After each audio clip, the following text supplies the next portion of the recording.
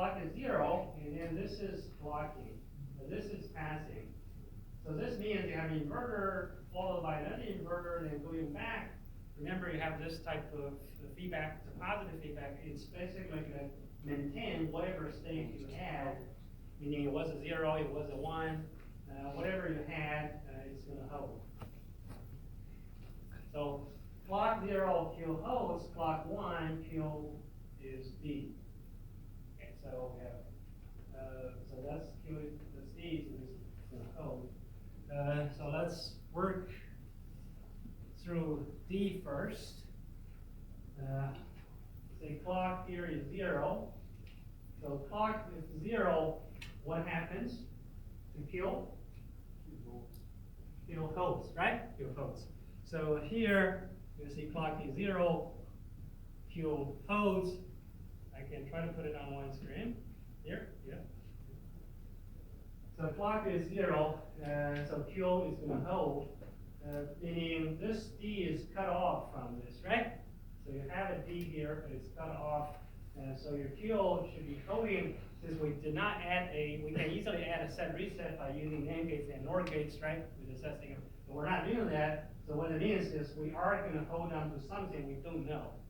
You turn the power on under some state. It's just unknown to us. It is known to the circuit, right? It's something there, that was there, so it would just be some unknown value we don't know. Okay. And next, when your Q becomes 1, and then your Q is equal to D. So this is unknown here, and now this top is D, so this top is D. And then your clock now is 0, so it's going to hold. So it's going to hold to this despite the change of your D here, because your D is blocked now. Okay? So you're going to hold, and then you copy D, you're going to hold, you copy D, you're going to hold, copy D, you're going to hold. So I guess my question is, between T3 and T4, like the data Yes, your data is fluctuates changing. twice? Yes, your whatever fluctuation you have there would also propagate to the output because you're taking that while you're taking data input. Yeah, but there's a solution to that, right? We have a solution to that. Remember, we just add another stage, right? Yeah, we just delayed one more time. So you built a D last year, but you could theoretically build any latch you Yes, want of with course. a different Of course. array of Yeah. inverters. But again, just that the folks of this class is to use the silicon side, the logic gate side of things, rather than the logic side. Yes, you can of course you can. Yeah, but I would say in real CMOS VRSI, the D latch is the most used, meaning you'll find a lot more D latch in the other type of latches. So you add another stage, just swap the clock and the clock bar in the next stage. We call it a master-slave D flip-flop. So the idea is, when this is stable, we'll have another stage taking input from the stable output, right? Then we get rid of all the changes. But of course, the price we pay is we add extra delay, right?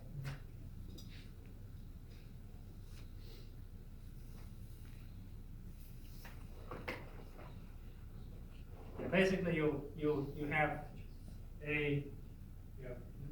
you always have some sort of loop like this to sort of keep your state. And you always have some transmission gates that will block your signal or close the pass. Yeah. So that's but it's very efficient because really, I think in your logic class, what you normally do, you would have an AND gate or an AND gate or something like that, and then here just a couple transistors, and they're in parallel to ensure that you have no loss in 0 and 1. But in a lot of circuits, like in DRAM circuits, you don't even need a complex transmission gate. You just need NMOS. Yeah, because the loss there is not of any consequence because you have another logic gate right after that. You save a lot of area, save a lot of capacitance, and a lot of leakage, which are all very important for DRAM. We'll get to that later.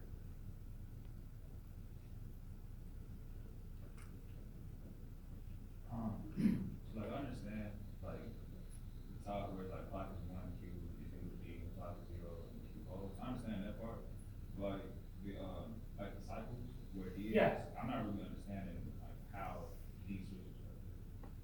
Oh, this D is just something that you're given with. It's an arbitrary input. Yeah, it's an arbitrary input, just whatever, like you build this latch, you connect it with the function generator, the function generator can be arbitrary waveform coming in. So we're not, you're not gonna be able to tell why your D is like this by looking at this circuit, you know? Okay, okay. Yeah. So this D here this is just meant to show you with a real waveform. Remember, I also showed you a different waveform earlier. Right? Now, I can in theory just tell you that I have some D here. I could change my D and do that. But there is no way for you to always guarantee that your data will be all that stable during the whole period, because you can't have glitches and stuff like that. And so that's why we have this master-slave design, right? So that's just an arbitrary version of the D. So it's not something you can get out of the circuit itself. Okay. It's really the input to your circuit. Okay. Okay, so you'll have some data coming in here. When you accept D, what you mean is, if your D is not stable, it's changing in here, then this will also change.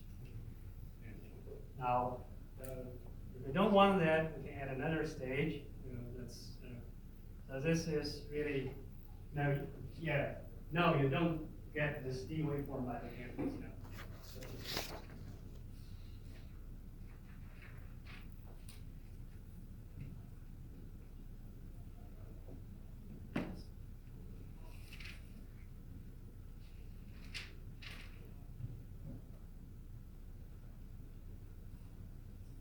Any other questions? Yes.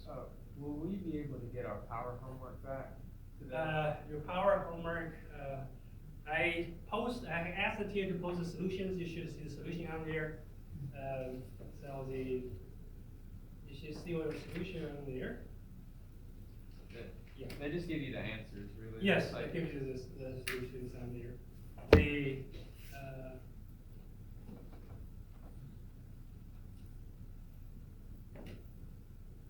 I'm not sure if he's finished the grading or not. I think he's still working on it. Normally it's like with you, like if you turn it in, by collect it, give it to to the TA, like he has another extra class, just like you guys have an extra class in between. So he's supposed to return that on Friday. Yeah. Do you have any specific questions on the homework? I'm just having problems like, if you're given like a quad core computing, like a dual core, Say it again? like you're given a quad core.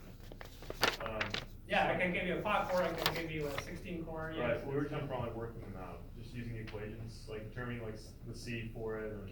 There's no difference in terms of the equations. Right.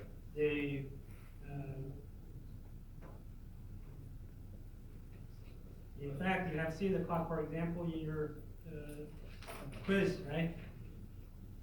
You shouldn't have to calculate C for any of them. It's more like what do we use for C? I guess it's just the size, but. I mean, you could, it just depends, you want to go with a smooth number, or a lot of times you are better off by just taking the ratios. Right. Yeah. You could, you don't have to.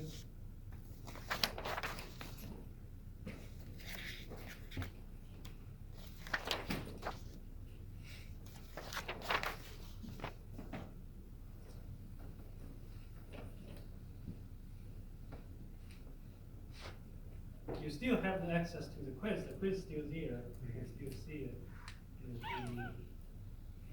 I think we went over the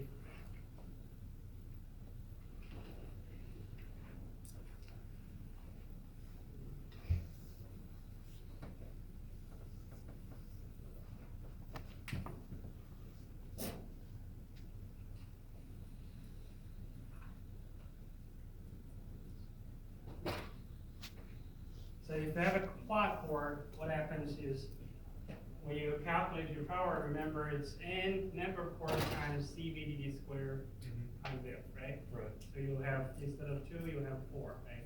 But your C, you have to look at your C scaling factors. Just how big the. Yeah, new let's core say in how big comparison. each core is compared to the original core, okay?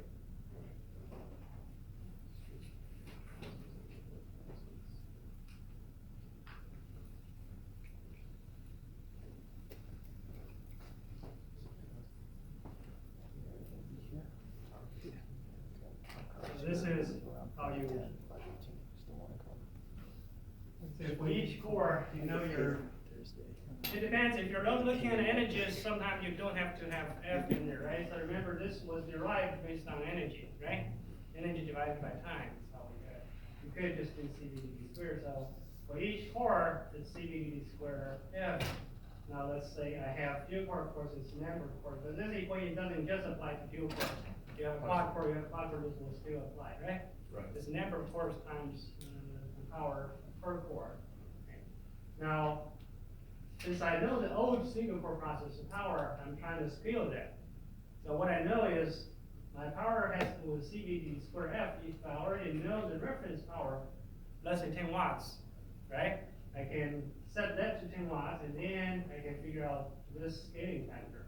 That comes down to the scaling factor for C, for VDD, which needs a square, and for your frequency, right? And so that's how we did it. Now in this particular case, we have two cores. We have a capacitance ratio for the C ratio is 1:1 here. Okay, here. So this is VDD, so VDD here, so this is its frequency, so that's 0.721. So that's giving us 70%. So we're saving 30% power here. So that's the, this is our reference power. So this is a capacitance ratio. This is the VDD ratio square or square ratio. And so that's how we get to that. You can say strictly speaking points with the, 69, 0.7 close. Yes. The question where the answer is energy, do you want to see that in watt hours or joules? It depends on what you're asked, right? If you're asked to provide a number in watts times hour, then you do that. If you were asked to provide that in joule, then you do that in joule. Yeah. Let's say if you have a reference energy that's given in watt times hour, you're better off just using watt times hour, right? Yeah. If your reference is joule, then you're better off with joule, right? But it's easy to convert it as well.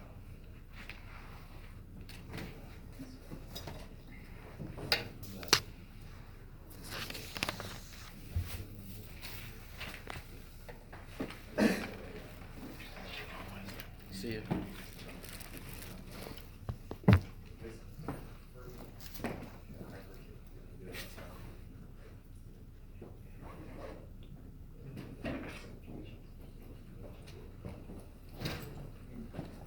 Say for energies, remember if you count energies, it's just CV squared times the number of cycles, right?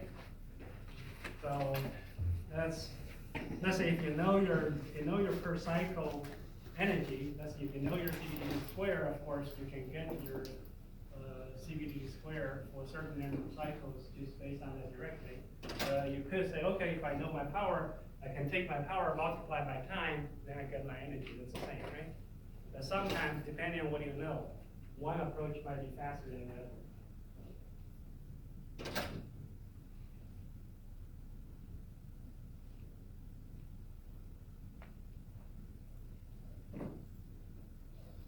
So this is the energy problem, the example we gave, right? So if I have one core running at VDD at 1, frequency 1, power is 1 here. Now, you scale that, let's say the core size is still the same as the original one, and then VDD is reduced, F is reduced, right? Now, if you need to run for the same number of cycles, clock cycles, meaning the total number of cycles, right? Meaning summing up all the cores, right? Now, what's the energy percentage? What's the energy saving percentage? Remember, your energy consumed per cycle, because you're comparing the number of cycles for the same number of cycles, right? So it comes down to the number of cycles times CVD squared, regardless of the number of cores, whether this is a dual core or quad core, it's irrelevant, right? Because you're looking at the relative change in energy consumed. Basically, it's CVD squared. So that's proportional to it. Of course, the real energy is proportional to also the number of cycles. you need to get the absolute number, you will take CVDD square and multiply it by the number of cycles. Let's say a billion cycles. You take a billion and multiply it by CVDD square, right? Here you're asked only about the saving in percentage, so the number of cycles will cancel out, right? You're looking at the same number of cycles. So it comes down to the C ratio and then the VDD square ratio. And so C ratio is 1 to 1, VDD is 0.721. Now in your test, I think I told you this earlier, I won't be as nice. This is just the same thing people do, like in the Intel slides, you see, just to make the number explanation straightforward in a presentation. In real life, you're looking at more something like maybe 0.8 divided by 1.1 or something like that, rather than just always something over 1. So you'll be looking at 1.6 gigahertz versus 2 gigahertz or something like that. It's not necessarily always 0.7 gigahertz to 1. Yes? We put equations like that in our equation sheet, like. You can put a CVDD square, you can put a CVDD square F, but you're not allowed to put any things like that. I mean, Numbers. like times the number of cycles, stuff like that. No, just, you can put N times CVD square, whatever, but no text. Yeah. No text, no waveform, no explanations, no sample solutions. It's really just meant for you to, it's not meant for this type of equation, CVDD square or CVD square F. This you should have in your head. It's more for more complex equations, like our own equation, maybe, right? 1 over Kp W over L, like, VGS minus VT, or VT plus VTP, and that's a little long, right? Just say 1.2 times around times VT. For this type, you really don't need it. It's 1 cycle CVDD square. So CVDD square F is your average dynamic power. But I do allow you to put it on there, but not so much text. Not say number of cycles or number of cores and all that. That should be straightforward. So you can put it in there, something like that. It's fun. Basically, I just say no text. So it's easy. So we don't have. When we allow text, some students get very creative. They have text all over. It's part of the equation, but it's really just instead of replace your equation. Yeah, for things like this, you really don't need it. You just or you can just put down CVDD square, so just to remind yourself, this is energy.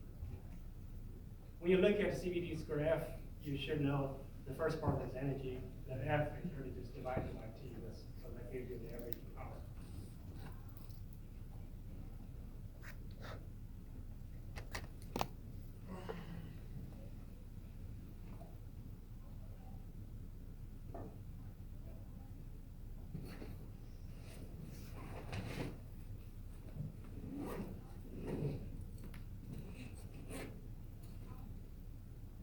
Yes. Just to be sure, I'm trying to be sure, the number of cycles is that correct? Well, I would say. Can I say it again? Number 5? I'm just trying to be sure. The Yeah. Number of cycles? Yes. Is that just F or am I mistaken? Number cycle. I'm asking you, the number of cycles, is that frequency, or am I mistaken? No, number of cycles is not frequency. Frequency is the number of cycles per second. Right? Let's say I have a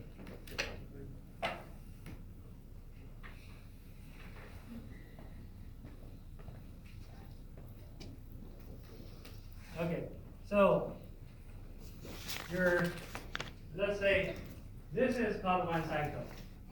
Okay? 1 cycle. Let's say 1 gigahertz. So that means how many cycles in a second? 10 to the 9, right? So per second you have that. Let's say if I run my processor for 10 seconds, then the number of cycles is, if the frequency is 1 gigahertz, so yeah, so you multiply, right? So you know your frequency, now you know the number of seconds. So that's the total number of cycles.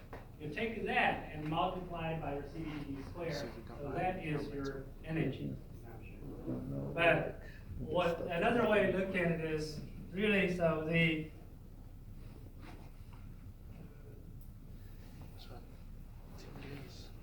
so for time t, the number of cycles is basically small t over big T, right?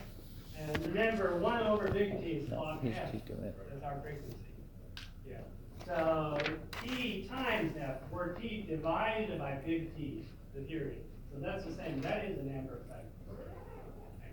So every cycle, the energy consumption is CVD squared, so CVD squared times the number of cycles, so that's energy. And so it's CVD squared F times T. So that's, you know, if I take the average power, which is by definition energy divided by the time, so the time involved is small t, so that's CVD squared F. You can also look at that from just one cycle, right? So that's CVD squared divided by t, so that's CVD squared F. When you have more than one cycles, of course, this relates to your frequency, so your time, and times your frequency, so that's your number of cycles. Now, a lot of times when you say, okay, I have 20 watts, and you'll say, okay, 20 watts times the second, so that's 20 joules, okay? So that's how you do the math here.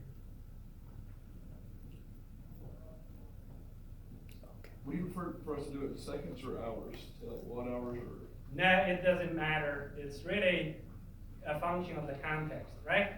If I tell you that, oh, okay, so this is, you know, this laptop, so we're, yeah, give you the battery capacity in 55 watt times hour, the typical number, to say, okay, so you figure out your power consumption in watt, how many hours are you going to get out of it, right?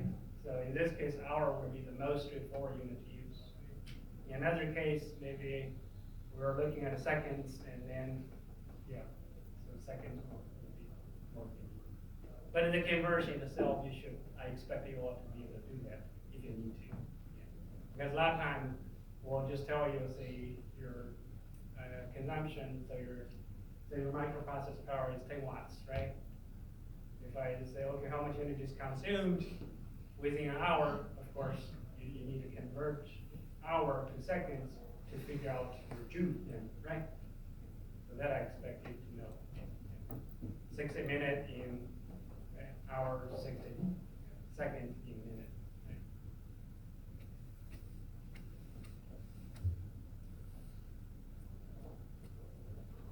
Any other questions?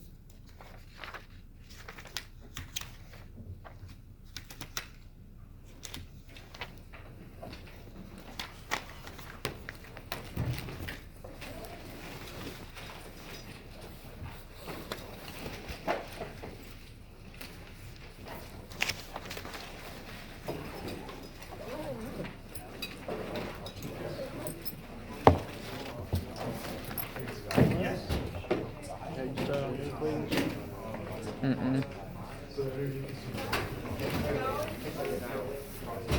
gonna try to steal Omar's